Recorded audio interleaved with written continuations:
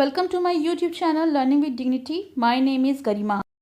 आज हम करेंगे class 10th English NCERT footprints without feet supplementary reader का chapter 6 the making of a scientist का part 2। So let's continue the chapter. Then in the 7th grade, अब जब वो 7th class में थे, he got a hint of what real science is. तो उनको एक हिंट मिली कि वास्तव में विज्ञान क्या होता है। When he entered a county science fair and lost, जब उन्होंने एक साइंस फेयर में, जो काउंटी यानी जो उनके क्षेत्र में एक विज्ञान का फेयर लगा था, उसमें पार्टिसिपेट किया और वो हार गए। It was really a sad feeling to sit there, और ये वास्तव में बहुत बुरी फीलिंग थी कि वो वहाँ बैठे थे and not get any thing while everybody else had one something. और जितने लोगों ने पार्टिसिपेट किया था सबको कुछ ना कुछ मिला था, लेकिन उन्हें वहाँ बैठे हुए भी कुछ नहीं मिला। His entry was slide of frock tissue, और उन्होंने वहाँ पर फ्रॉक टिश्यू की स्लाइड्स जो थी वो शो की थी, डिस्प्ले की थी, which he showed under a microscope. Microscope के नीचे उन्होंने प्रेजेंट करी थी। He realized the winners had tried to do real experiment, और उनको रियलाइज़ हुआ कि जो भी वहाँ पे विजेता थे, जो बाकी लोग थे, उन्होंने कोशिश की थी रियल एक्सपेरिमेंट करने की, not simply make a neat display. केवल एक डिस्प्ले करने की कोशिश नहीं की थी किसी ने, और इसी कारण वो हार गए थे, क्योंकि उन्होंने तो स्लाइड ऑफ फ्रॉक टिश्यूज़, जो फ्रॉक टिश्यू की स्लाइड्स होती हैं, वही शो करी थी, लेकिन बाकी लोगों ने रियल एक्सपेरिमेंट करे थे। Already the competitive spirit that derive Richard E bright was appearing. अब उनके अंदर भी एक ऐसी स्पिरिट ने जन्म ले लिया था, कॉम्पिटिटिव स्पिरिट ने, जो रिचर्ड के अंदर दिखने लगा था कि वो भी कंपटीशन में आगे बढ़ सकते हैं। I knew that for the next year's fair I would have to do real experiment, he said. और वो बताते हैं कि मैं जानता था कि मैं अगले साल जो फेयर में पार्टिसिपेट करूँगा तो मैं भी रियल एक्सपेरिमेंट करूँगा। The subject I knew most about was the insect work, और मैं जिस विषय के बारे में सबसे ज़्यादा जानता था वो था कीड़े मकोड़ों पे मैंने काम किया था इतने साल, तो मैं उनके बारे में काफ़ी हद तक जानता था। So he wrote doctor Urquhart for ideas, इसीलिए उन्होंने डॉक्टर अर्कहार्ट को और आइडियाज़ के लिए लिखा कि उनको वो और आइडियाज़ दें। And back came a stack of suggestion, stack माने काफ़ी सारे, और उनके पास काफ़ी सारे सजेशन जो थे एक्सपेरिमेंट के लिए डॉक्टर अर्कहार्ट ने उनको भेजे। Those kept E bright busy all through high school, और वो आइडियाज़ जो उन्होंने भेजे थे, ई ब्राइट को उन आइडियाज़ ने पूरे साल बिजी रखा। And led to prize project in county and international science fair. और इतना ही नहीं, उन एक्सपेरिमेंट्स ने उनको काउंटी साइंस फेयर में ही केवल प्राइज़ नहीं दिलवाए, जबकि इंटरनेशनल साइंस फेयर में भी उनको अवार्ड्स मिले। For his 8th grade project, E. Bright tried to find the cause of a viral disease that kills nearly all monarch caterpillar every few years.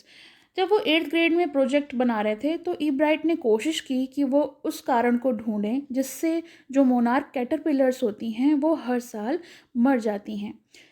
तो ऐसा कौन सा डिजीज़ होता है उनको, किस कारण ऐसा होता है, वो इसकी खोज कर रहे थे। Ebright thought the disease might be carried by a beetle, और ई ब्राइट ने सोचा कि जो ये बीमारी है ये उनको बीटल, एक कीड़े की वजह से होती है। He tried raising caterpillar in the presence of beetle, और फिर उन्होंने कोशिश की कि वो कैटरपिलर्स को बीटल की प्रेजेंस में ही बड़ा करें, उनको ग्रो करें और जानें कि ऐसा क्यों होता है। I didn't get any real result, he said. और वो बताते हैं कि उन्हें कोई भी रियल रिजल्ट नहीं मिला, उनको कोई भी उसमें तसल्ली नहीं हुई कि हाँ इस कारण बीटल्स जो हैं वो उनको मारते हैं या उनके कारण डिजीज़ होती है। बट आई वेंट अहेड, लेकिन मैं आगे बढ़ा, and showed that I had tried the experiment, और मैंने दिखाया कि मैं किस तरह से ये एक्सपेरिमेंट किया था, मैंने क्या कोशिश की थी। दिस टाइम आई वन, और इस समय मैं जीत गया। The next year, his science fair project was testing the theory that viceroy butterflies copy monarch. और नए अगले साल जो साइंस फेयर का जो प्रोजेक्ट था वो ये था कि मैं उस थ्योरी को टेस्ट करता कि जो वाइसरॉय बटरफ्लाइज होती हैं, ये भी एक टाइप होती है बटरफ्लाइज की, वो मोनार्क बटरफ्लाइज को कॉपी करती हैं। क्यों? क्योंकि वो दोनों एक दूसरे की रिजेंबल हैं, मतलब एक दूसरे की तरह दिखती हैं, तो वो ऐसा कॉपी क्यों करती हैं? The theory was that viceroys look like monarch because monarch don't taste good to birds. ऐसा इसलिए होता है क्योंकि जो मोनार्क हैं वो खाने में अच्छी नहीं होती, उनका टेस्ट बिल्कुल भी अच्छा नहीं होता। चिड़ियाँ तितलियों को खाती हैं और चिड़ियाँ वाइसरॉय को खाना पसंद करती हैं in comparison to monarch. Monarch का टेस्ट अच्छा ना होने के कारण वो केवल वाइसरॉय को ही खाती हैं। Viceroys on the other hand do taste good to birds. और दूसरी तरफ जैसे मैंने आपको बताया कि इन चिड़ियों को वाइसरॉय बटरफ्लाइज का टेस्ट अच्छा लगता है। So the more they look like monarch, और इसलिए भी कि वो काफ़ी कुछ मोनार्क की तरह दिखती हैं। Less likely they are to become the birds dinner, और वो इसलिए मोनार्क की तरह रिजेंबल होना चाहती हैं जिससे कि वो चिड़ियों का भोजन ना बन सकें, बच सकें। अपने आप को अडेप्ट कर लिया था उन्होंने। Ebright project was to see whether in fact bird would eat monarch, और ई ब्राइट का प्रोजेक्ट ये था कि वो ये देखें कि जो चिड़ियाँ हैं वो मोनार्क को खाती हैं, पसंद करती हैं या नहीं करती हैं। He found that the starling एक यूरोपियन बर्ड होती है, common European bird, would not eat ordinary bird food, और उन्होंने पाया कि वो कोई भी साधारण चिड़ियों का खाना नहीं खाती है। It would eat all the monarch it could get, और उन्होंने पाया कि वो सारी मोनार्क बटरफ्लाइज को खा जाती है जितनी भी उसको मिलती हैं। This project was placed first in zoology division, और इस प्रोजेक्ट ने जूलॉजी डिवीज़न में पहला स्थान, third overall in the county science fair, और पूरे काउंटी साइंस फेयर में तीसरा स्थान हासिल किया। In his second year of high school, वो हाई स्कूल का दूसरा साल था, Richard Ebright began the research, और रिचर्ड ई ब्राइट ने रिसर्च करना शुरू किया। Led to his discovery of an unknown insect hormone, और उन्होंने जो अननोन इंसेक्ट हार्मोन है उसके बारे में खोज करना शुरू किया। Indirectly it also lead to his new theory, और इनडायरेक्टली बात करें तो वो जो अपनी नई थ्योरी की खोज कर रहे थे जो लाइफ ऑफ सेल्स के बारे में थी, उस पर भी वो काम कर रहे थे। The question he tried to answer was simple, और जो प्रश्न करने की वो कोशिश कर रहे थे उसका जवाब बहुत ही साधारण सा था। What was the purpose of the 12 tiny gold spot on the monarch pupa? तो वो ये जानने की कोशिश कर रहे थे, उनका प्रश्न ये था कि जो छोटे छोटे 12 गोल्ड स्पॉट होते हैं, टाइनी मतलब स्मॉल, मोनार्क प्यूपा, यानी जो मोनार्क की लाइफ साइकिल है उसमें प्यूपा स्टेज होती है, तो उन गोल्ड स्पॉट का क्या कार्य होता है, क्यों वो 12 टाइनी गोल्ड स्पॉट होते हैं उसकी विंग्स पर। Everyone assume the spot word just ornamental, E bright said. तो ई ब्राइट बताते हैं कि हर किसी को यही अज्यूम होता है, यही मानना है कि जो स्पॉट्स हैं वो जस्ट ऑर्नामेंटल हैं, सजावट के लिए हैं। But doctor Urquhart don't believe it, लेकिन जो डॉक्टर अर्कहार्ट हैं वो इस बारे में ऐसा नहीं मानते, उनका मानना ऐसा नहीं है। टू फाइंड द आंसर, और उत्तर जानने के लिए, Ebright and another excellent science student, Ebright और उनका जो कॉलेज क्लासमेट थे, उन्होंने एक डिवाइस बिल्ड किया जिससे वो ये शो कर सकें कि जो वो गोल्ड स्पॉट्स हैं वो हार्मोन प्रोड्यूस कर रहे हैं necessary for butterflies full development, और वो जो हार्मोन्स हैं वो तितली के पूरे विकास के लिए काफ़ी ज़्यादा ज़रूरी हैं। This project one E bright first class in the county fair, और इस प्रोजेक्ट ने ई ब्राइट को पहला स्थान दिलाया काउंटी फेयर में, and entry to the international science and engineering fair, और इतना ही नहीं, उनको इंटरनेशनल साइंस फेयर में प्रवेश भी दिलवाया। There he won third place for zoology, और वहाँ पर उन्होंने जूलॉजी के लिए तीसरा स्थान हासिल किया। He also got a chance to work during the summer, और उनको इसके बाद काम करने का मौका मिला गर्मियों के दौरान। कहाँ पर? एंटोमोलॉजी लैब में। तो एंटोमोलॉजी लेबोरेटरी होती है जहाँ पर इंसेक्ट्स के बारे में स्टडी की जाती है। तो Walter red army institute of research में जो लैब थी, एंटोमोलॉजी लैब, वहाँ पर उन्हें काम करने का मौका मिला। As a high school junior Richard Ebright continue his advanced experiment, और जब हाई स्कूल के वो जूनियर में वो काम कर रहे थे मोनार्क प्यूपा पे, तो उसको उन्होंने कंटिन्यू किया उस एक्सपेरिमेंट को। That year his project one first place, और उस साल उनके प्रोजेक्ट ने पहला स्थान हासिल किया इंटरनेशनल साइंस फेयर में, और उन्हें फिर से मौका मिला उस लैब में काम करने का। हिज सीनियर ईयर, जब वो सीनियर ईयर में थे, he went a step further, तब उन्होंने अपना एक कदम आगे बढ़ाया। He grew self from a monarch wings in a culture, उन्होंने सेल का डेवलपमेंट किया, सेल ग्रू किया मोनार्क के विंग से, और उसको ग्रो करके उन्होंने शो किया that the cells would divide and develop into normal butterfly wing scale. और उन्होंने ये शो किया कि जो कोशिका है वो विभाजित होकर एक नॉर्मल बटरफ्लाई विंग स्केल में विकसित हो जाती है if they were fed the hormone from the gold spot. अगर उनको हार्मोन्स जो गोल्ड स्पॉट से हमें मिलते हैं वो फेड कराए जाएं, वो खिलाए जाएं, तो वो एक नॉर्मल बटरफ्लाई विंग स्केल में विकसित हो जाती है। That project one first place, और उस प्रोजेक्ट ने भी पहला स्थान हासिल किया जूलॉजी इंटरनेशनल फेयर में। He spend the summer after graduation doing further work, और ग्रेजुएशन के बाद उन्होंने अपनी गर्मियाँ जो थी उसमें आगे काम बढ़ाया उसी आर्मी लेबोरेटरी में and the laboratory of US department of agriculture. तो यहाँ पर इन्होंने अपने रिसर्च को कंटिन्यू किया। The following summer after his freshman year at Harvard University, Ebright went back to the laboratory of the department of agriculture.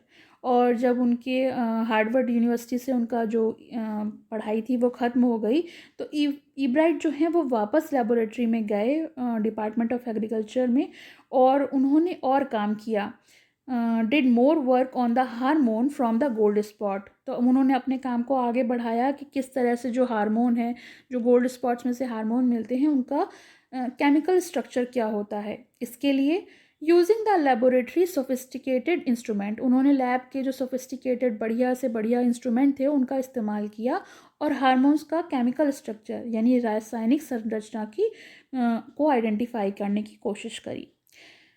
A year and half later, 1.5 साल के बाद, ड्यूरिंग हिज जूनियर ईयर, जब वो junior year में थे, Ebright got the idea for his new theory. Ebright को एक उपाय सूझा अपनी नई थ्योरी के बारे में जो कि उनके कोशिकीय जीवन के बारे में, सेल लाइफ के बारे में थी। It came while he was looking at the X ray photo, और ये आइडिया कब आया?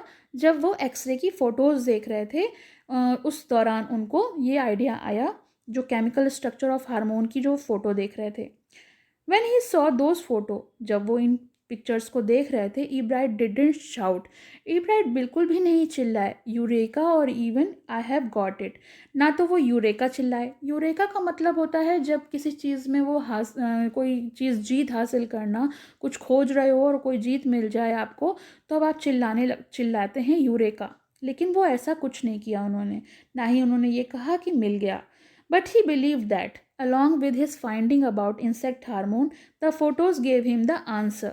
मगर उनको भरोसा था कि जो भी वो इंसेक्ट हार्मोन के बारे में खोज रहे थे, उस फोटो में उसका उत्तर उन्हें मिल गया था। One of the biology puzzle, क्योंकि जो बायोलॉजी में उनकी एक पहेली थी उसका उत्तर वो इस समय उन्हें मिल गया था। How the cell can read the blueprint of its DNA, कि किस तरह से जो कोशिका है वो डीएनए का ब्लू प्रिंट को रीड कर लेती है, पढ़ लेती है। DNA is the substance in the nucleus of a cell that controls heredity. तो डीएनए क्या होता है?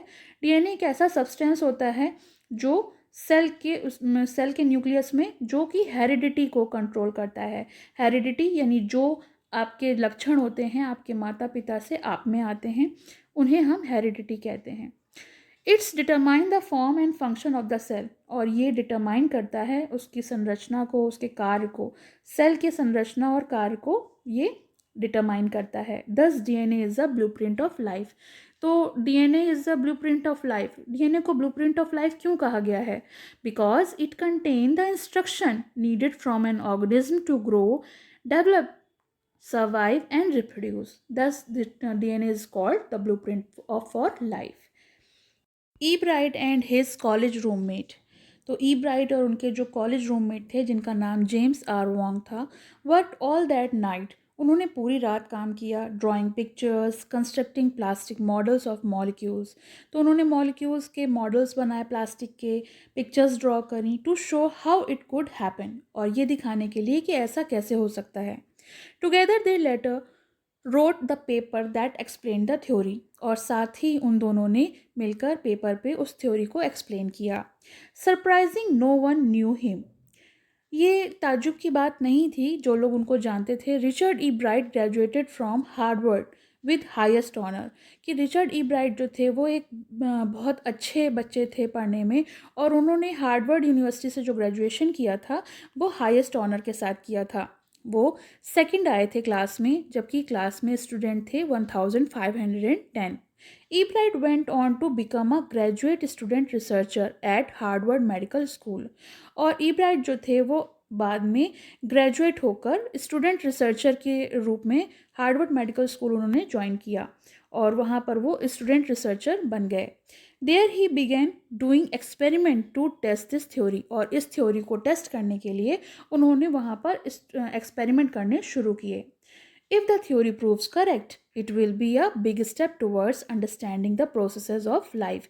अगर थ्योरी जो थी वो सही सिद्ध हो जाती तो ये एक बहुत बड़ा कदम होता प्रोसेस ऑफ लाइफ को समझने के लिए कि जीवन का जो प्रोसेस है वो किस प्रकार होता है. It might also lead to new ideas for preventing some types of cancer and other diseases. और ये भी कि नए आइडियाज़ मिलते सब टाइप्स ऑफ कैंसर, कुछ कैंसर के जो टाइप्स होते हैं और जो अदर डिजीज़ेज़ होती हैं उसको प्रिवेंट करने के लिए, उसको रोकने के लिए. All of this is possible because the Ebright scientific curiosity. और ये सब कैसे संभव हो पाता? क्योंकि ईब्राइट्स जो थे उनकी जो वैज्ञानिक उत्सुकता थी, साइंटिफिक क्यूरोसिटी थी, इस कारण. His high school research into the purpose of spot on the monarch pupa. और उनकी जो हाई स्कूल में जब वो छोटे थे तो वो उन्होंने मोनार्क प्यूपा के जो विंग्स पे स्पॉट्स थे उसके बारे में रिसर्च जो की थी, उसके कारण वो इस चीज़ को संभव बना सके. Led him to his theory about cell life. और यही चीज़ आगे चलकर उनकी सेल लाइफ की थ्योरी को एक्सप्लेन करने में मददगार रही. Richard Ebright has been interested in science since he first began collecting butterfly. अब जो रिचर्ड थे वो उनका जो इंटरेस्ट था साइंस को लेकर वो शुरू से ही था जब वो फर्स्ट क्लास में थे और बटरफ्लाइज को कलेक्ट करते थे. But not so deeply. लेकिन इतना भी नहीं. हैज़न्ट टाइम फॉर अदर इंटरेस्ट. और ऐसा भी नहीं था कि वो और चीज़ों में इंटरेस्ट नहीं दिखाते थे. Ebright also became a champion debater. Ebright एक चैम्पियन डिबेटर भी थे, डिबेट में पार्टिसिपेट करते थे. And public speaker. और वो लोगों के बीच किसी भी मुद्दे पर बोलते थे. And a good canoeist. Canoe होती है छोटी नाव और उसको चलाने में वो माहिर थे. And all around outdoor person. और बाकी सब कामों में भी वो काफ़ी अच्छे थे. He is also an expert photographer. वो फोटोग्राफी भी बहुत अच्छा करते थे, पर्टिकुलरली नेचर की, प्रकृति की फ़ोटो खींचना और साइंटिफिक एग्जीबिशन की फ़ोटो खींचना उन्हें पसंद था. इन high school Richard Ebright was a straight a student. तो जब वो हाई स्कूल में थे तो वो एक ब्राइट स्टूडेंट थे, बहुत अच्छे थे पढ़ने में. Because the learning was easy. और उनके लिए जो याद करना था वो काफ़ी आसान था. ही turned a lot of his energy towards the debating. इसी कारण वो अपनी काफ़ी एनर्जी जो थी वो डिबेटिंग और मॉडल यूनाइटेड नेशन क्लब्स में इन्वेस्ट करते थे, क्योंकि पढ़ाई तो उनके लिए काफ़ी आसान थी. इस कारण वो और चीज़ों में पार्टिसिपेट करते थे. He also found someone to admire. और उन्हें कोई एक ऐसा मिल भी गया था जो उन्हें काफ़ी ज़्यादा एडमायर करता था, प्रोत्साहित भी करता था और प्रेरणा भी था. Richard A Wehrer. और उनके जो सोशल स्टडी के टीचर थे मिस्टर वियरर, वो उनके लिए काफ़ी एडमायरेबल थे. And adviser to both club. और उनके सलाहकार भी थे, उनको बताते थे कि क्या करना है क्या नहीं करना है. Mister Wearer was the perfect person for me then. और वो बताते हैं कि उस समय मेरे लिए वो परफेक्ट पर्सन थे. He open my mind to new ideas, Ebright said. और ईब्राइट बताते हैं कि उन्होंने मेरा दिमाग नए उपायों के साथ खोल दिया, कई आइडियाज़ मुझे दिए नए तरीके के जिससे मैं आगे बढ़ सका. Richard would always give that extra effort, mister wearer said. Mister wearer जो उनके सोशल स्टडी के टीचर थे वो बताते हैं कि रिचर्ड जो है हमेशा हर काम में एक्स्ट्रा एफर्ट, अपनी अलग से थोड़ी लगन दिखाते थे. एक्स्ट्रा एफर्ट का मतलब होता है किसी भी कार्य में अपनी ज़्यादा से ज़्यादा क्षमता उपयोग करना. What pleased me was. तो वो बताते हैं कि मुझे क्या चीज़ अच्छी लगती थी. Here was this person who put in 3 to 4 hours at night doing debate research. वो अपने 3 से 4 घंटे रात को डिबेट रिसर्च में लगाता था. Beside doing all his research with butterflies and other interest. इसके साथ साथ वो अपना जो बटरफ्लाइज को लेके रिसर्च है और जो बाकी इंटरेस्ट हैं उसमें भी अपना टाइम यूज़ करता था. Richard was competitive. रिचर्ड काफ़ी कॉम्पिटिटिव था, but not in a bad sense. लेकिन कभी भी एक बुरे सेंस में नहीं. He explain Richard wasn't interest in winning for winning sake. Richard कभी भी इसलिए नहीं जीतता था क्योंकि उसको जीतना होता था और या फिर कोई उसे प्राइज़ चाहिए होता था। Rather he was winning because he wanted to do the best job. वो इसलिए जीतता था क्योंकि वो अपना बेस्ट करना चाहता था। किसी भी काम में वो जितना बेस्ट कर सकता था वो अपना बेस्ट करता था फॉर द राइट रीज़न, और सही कारण के लिए। He wants to be the best, वो चाहता था कि वो बेस्ट करे। And that is one of the ingredient in making of a scientist. और साइंटिस्ट बनने के लिए ये इंग्रेडिएंट बहुत ज़रूरी है कि आपके अंदर जेलस या गलत भावना से जीतने की कोई भी फीलिंग ना हो। एट दैट वन, ये तो पढ़ दिया। Start with the first rate mind, और उसका जो माइंड था वो शुरू से ही काफ़ी तेज़ था। एट क्यूरोसिटी, उस माइंड में क्यूरोसिटी, उत्सुकता थी जानने के लिए। Mixing a will to win for the right reason, और ये भी था कि वो सही कारणों के लिए जीतना चाहता था। Ebright has these qualities, Ebright के अंदर ये सारे गुण थे। From the time the book the travel of monarch X open the world of science to him, और उस समय से जब उसकी माँ ने ट्रैवल ऑफ मोनार्क एक्स किताब ला के दी थी, वर्ल्ड जो था साइंस का उसमें उसके लिए वो दुनिया खुल गई थी, क्योंकि वो बहुत ज़्यादा क्यूरियस था और इसलिए वो एक साइंटिस्ट बन सका। Richard E bright has never lost his scientific curiosity, और रिचर्ड ई ब्राइट ने कभी भी अपनी वैज्ञानिक उत्सुकता को नहीं खोया, और इसी कारण वो आगे चलकर एक मॉलिक्यूलर बायोलॉजिस्ट बन सके। तो ये तो हो गया चैप्टर फिनिश। आपको कैसा लगा कमेंट सेक्शन में मेंशन करिएगा, और पसंद आए तो लाइक का बटन दबाइएगा। Thank you. पसंद आया हो तो लाइक करें, शेयर करें और चैनल को सब्सक्राइब करें।